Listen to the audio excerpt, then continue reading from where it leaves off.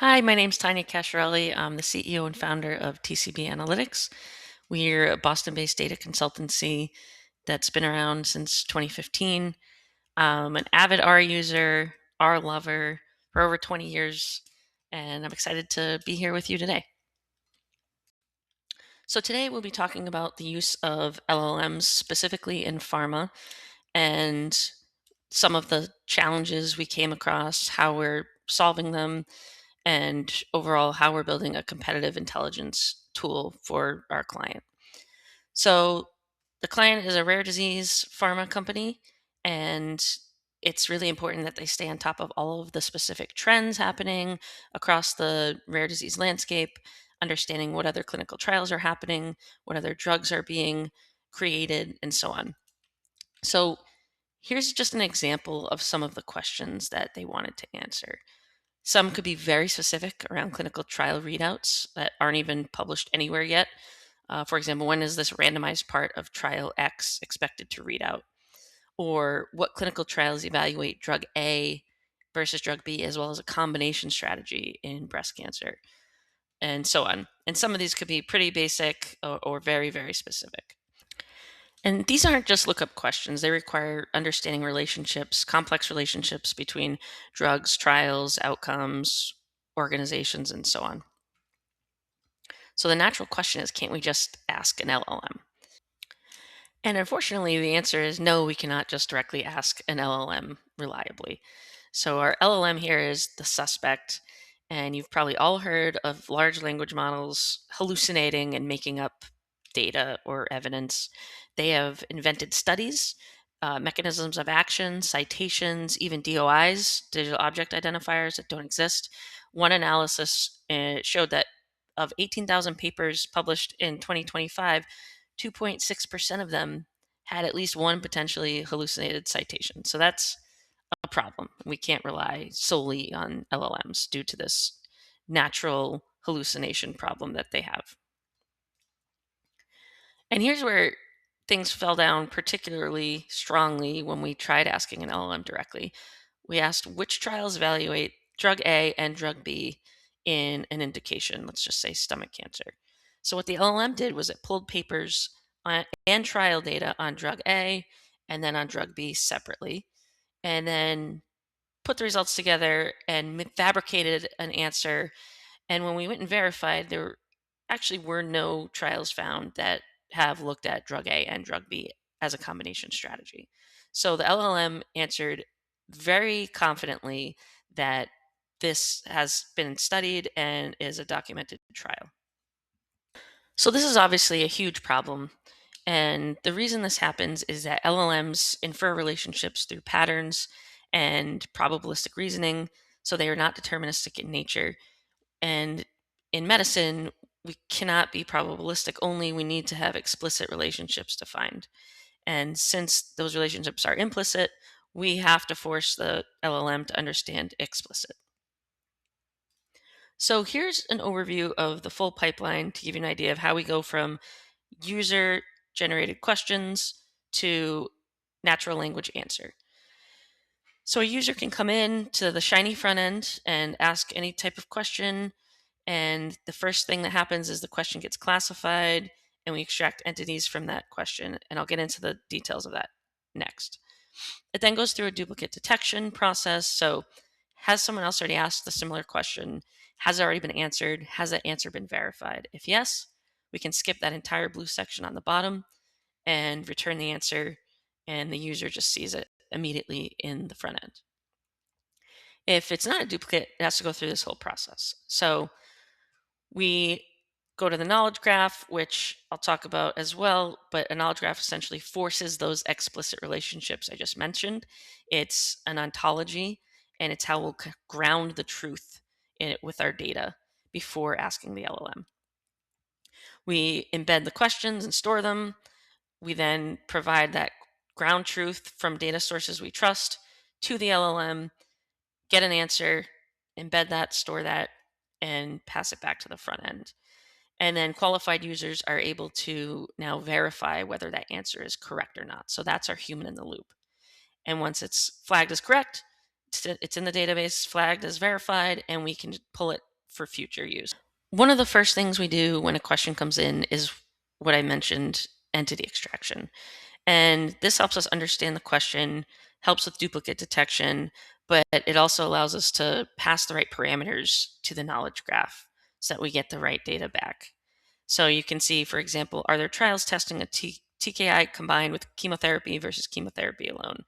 And it groups it into these different things. So the drug class, the combination, if there is one, the type of comparator in the arms of the trials, chemotherapy alone, and so on. The next step is categorizing the question, and there's a lot of reasons we do this. This is not an exhaustive list of categories, but it allows us to route the question to the right data sources. So, for example, if it's a mechanism of action or molecular question, then we'll likely go to Chembl or Drug Bank.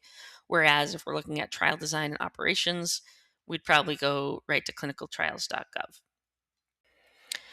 Now, embeddings are really important for a number of reasons as well. And if you're not familiar with what embeddings are, it's essentially a way to turn words, strings of text into numeric vectors that the computer can understand and compare them.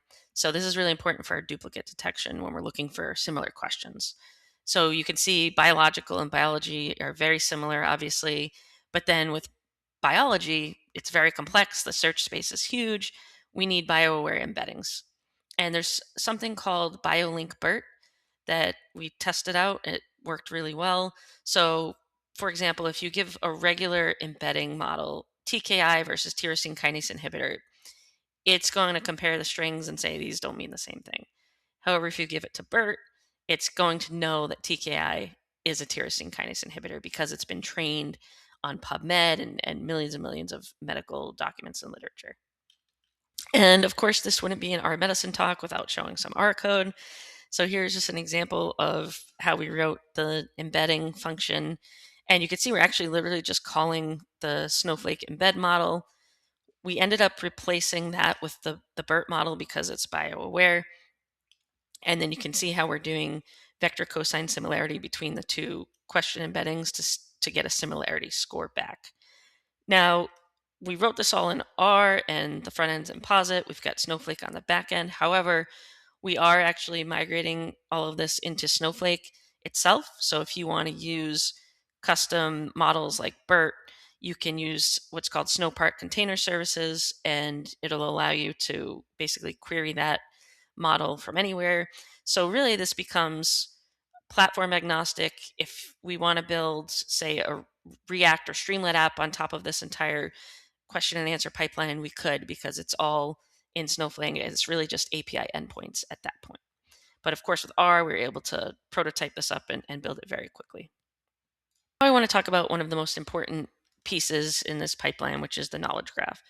And if you're not familiar with what a knowledge graph is, knowledge graphs are ways to define explicit relationships. It gives you a standardized ontology, allows for all kinds of cool graph querying. But in this case, one of the most important things is that we ground our data in truth and we pass that to the LLM before doing anything else. So, for example, to avoid that problem with drug A and drug B, where the LLM just hallucinated a fake study, this lets us go look at these nodes first, and we have relationships like a trial has a drug treats an indication, a drug is owned by company X, and so on.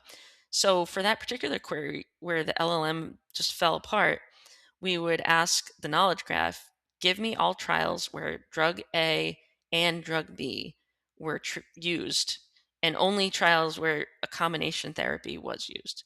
So we're able to sort of guardrail before we ask the LLM with data from trials that we know are valid and exist. So I want to talk through now a specific example of how we query the knowledge graph. If we go back to that original question, are there trials testing a TKI combined with chemotherapy versus chemotherapy alone? Remember, we did that entity extraction. That's what gives us the specific parameters to pass to the knowledge graph.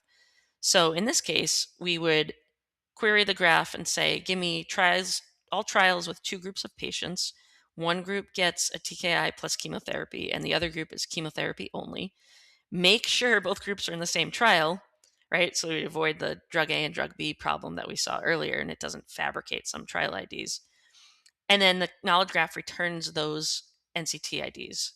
So now we go and we query clinicaltrials.gov with those NCT IDs and provide that data to the LLM and then ask our question and limit it to only using that data. And at the end of the day, we always have a human in the loop. The human is the final judge. I'd like to say AI creates a draft, the human ultimately decides. So, what we end up with after going through that whole pipeline and process are these what we call knowledge cards. And they'll have the question, the answer, some tags, and information about the trial or drug, whatever it is. And you'll notice there's probably hard to see, but there's a little eyeball and an edit button. And so the people that are allowed to verify answers can come in here and see that it hasn't been verified, click in, verify the sources, the answer, and press approve. And then that goes back into Snowflake as a verified knowledge card and answer. So the next time someone asks a specific question, we do our duplicate detection. We determine, hey, this has already been answered and verified. We can just return that verified answer right away. Here's what the final product looks like. The UI portion in Shiny allows the user to ask a natural language question. We also have the ability to do structured queries, which provides a set of drop downs to pick an indication, a company, and so on. We get back an answer with the different sources, as well as an audit trail of how was this answer actually generated. For example, here are the concepts in the knowledge graph, the key nodes that were used, and the relationships, the various data sources from ct.gov or whatever proprietary internal sources, and then the LLM used to generate the answer. For the final verdict, ultimately, the goal isn't to create smarter AI. We need to make it harder for AI to be wrong, especially in medicine. We need to deliver trustworthy and grounded intelligence. That grounding comes from the knowledge graph and verified data sources. We need to answer questions at scale, improve the answer quality by routing it to the correct data sources, some of which may not even be publicly available and need to be accessed internally only. They could be internal PDFs or poster abstracts. And ultimately, you're building up a database of institutional knowledge. You can maintain a continuous improvement effort to update those knowledge cards, update with new results that come out, and so on. And all of that with auditability, governance, and scalability. Thank you for your attention and for listening. I know that was a lot in a short amount of time, but I wanted to leave enough room for questions. And it's hard to go through too much technical detail in 15 or so minutes. So happy to answer any questions. Feel free to reach out. Here's all my contact info. And thank you once again, Our Medicine, for having me.